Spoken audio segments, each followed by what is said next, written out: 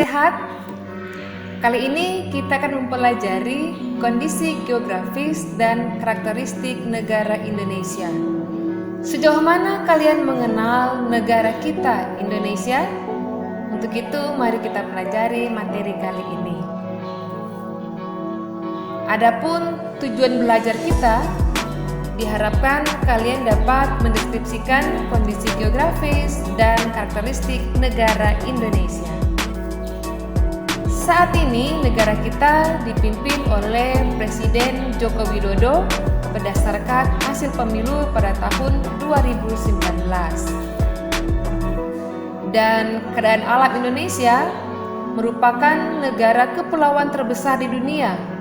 Dan dari data Badan Informasi Geospasial, Indonesia memiliki pulau sejumlah 13.466 pulau.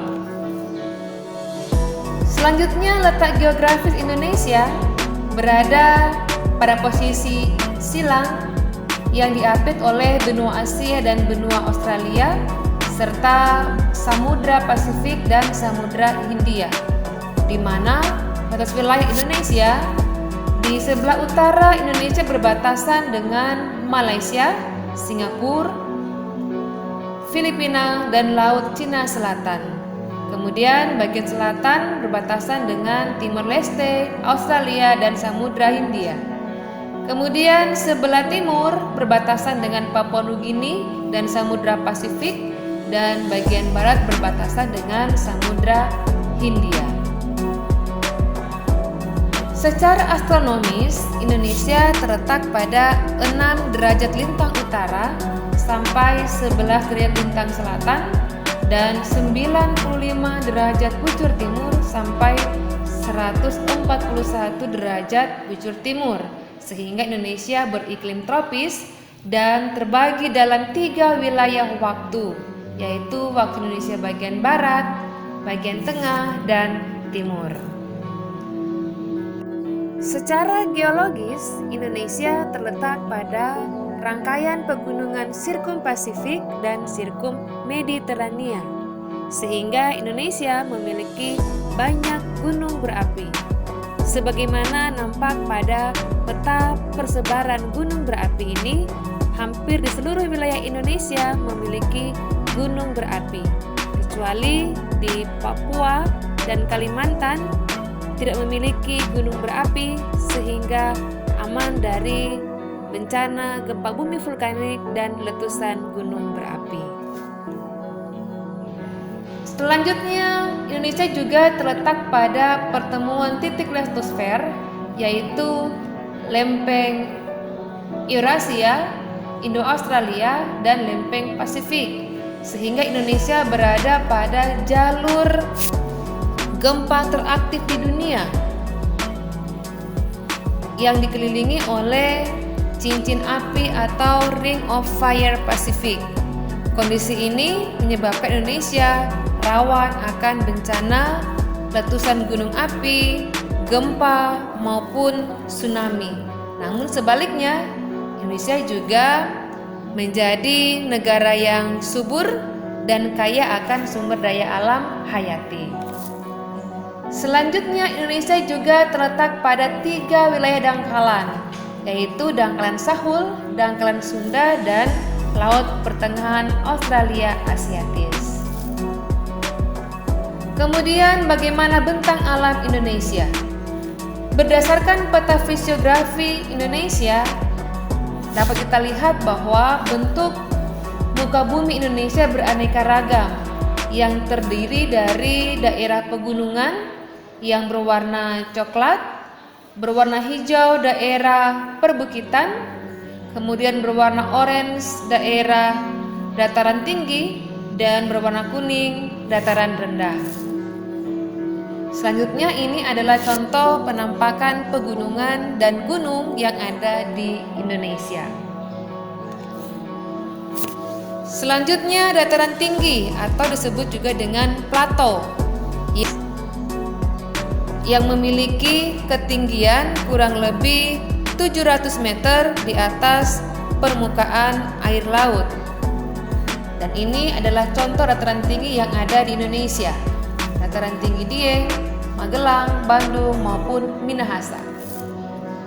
Selanjutnya dataran rendah, yaitu wilayah yang berada pada ketinggian 0 sampai 200 meter di atas permukaan laut, yang biasa dimanfaatkan sebagai tempat pemukiman masyarakat maupun lahan pertanian. Lalu bagaimana keadaan perairan Indonesia? Perairan merupakan bagian terbesar dari luas wilayah Indonesia yang meliputi laut, sungai, danau, dan air tanah. Laut Indonesia kaya akan berbagai jenis ikan dan hasil laut lainnya. Selain itu juga dimanfaatkan sebagai tempat wisata dan sebagai sarana transportasi, pembangkit tenaga listrik, irigasi, dan perikanan darat. Kemudian kita bahas mengenai penduduk Indonesia.